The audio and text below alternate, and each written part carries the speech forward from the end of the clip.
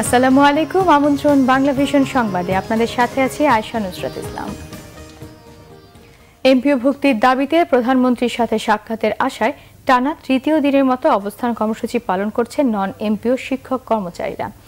রাজধানীর জাতীয় প্রেস ক্লাবের সামনে রাস্তায় অবস্থান কর্মসূচি অব্যাহত রেখেছেন শত শত শিক্ষক কর্মচারী। 21 মার্চ থেকে শুরু হওয়া এই কর্মসূচিতে প্রধানমন্ত্রীর প্রতিশ্রুত আশ্বাস বাস্তবায়নের দাবি জানান তারা।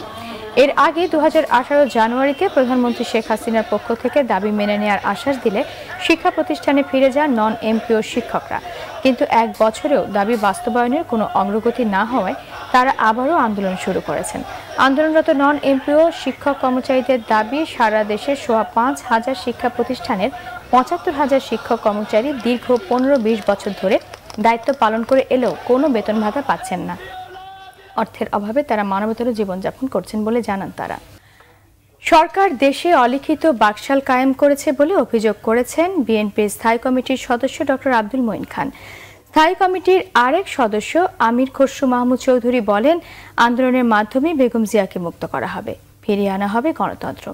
বিএনপি চেয়ারপারসন বেগম খালেদা জিয়ার সুচিকিৎসা ও মুক্তির দাবিতে জাতীয় প্রেস ক্লাবের সামনে জাতীয়তাবাদী মহিলা দলের মানববন্ধনে ডক্টর মঈন খান বলেন, মেগা প্রজেক্টের নামে মেগা দুর্নীতি করছে সরকার।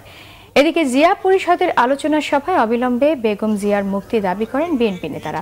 তাদের অভিযোগ, একদলীয় শাসন টিকিয়ে রাখতে সরকার দেশের নির্বাচনী ব্যবস্থা ধ্বংস করেছে। সড়ক দুর্ঘটনায় বরিশাল, সোনারগাঁ, ধামরাই ও মাগুরায় নারীসহ 10 জন নিহত হয়েছেন। সকাল 9:30টায় বরিশালের বানারীপাড়া এলাকায় দুর্জয় পরিবহনের একটি বাস বিপরীত দিক থেকে আসা 3 হুইলার মহেন্দ্রকে চাপা দিলে ঘটনাস্থলে নিহত হন 2 যাত্রী। পরে হাসপাতালে চিকিৎসাধীন অবস্থায় মারা যান আরও 4 জন।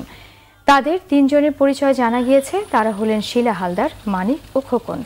এদিকে ঢাকা চট্টগ্রাম মহাসড়কের সোনারগাঁয়ের মোগরাপাড়া চৌরাস্তায় দ্রুতগামী একটি বাস চাপায় নিহত হয় আবু নাইম নামে একজন। অন্যদিকে ধামরাইয়ের চৌরাস্তায় সড়ক দুর্ঘটনায় ট্রাক চালক সহ 2 জন নিহত হয়েছেন। মাগুরা যশোর সড়কের মঘি এলাকায় লাশবাহী অ্যাম্বুলেন্স গাছের সাথে ধাক্কা খেয়ে ড্রাইভার নিহত হয়েছে। এ সময় আহত হন 5 জন। ক্রাইস্টচার্চে 2টি মসজিদে হামলায় নিহত ব্যক্তিদের স্মরণে আল নূর মসজিদের সামনের পার্কে হাজারো মানুষের শোক সমাবেশে যোগ দিয়েছেন নিউজিল্যান্ডের প্রধানমন্ত্রী জেসিন্ডা আর্ডার্ন।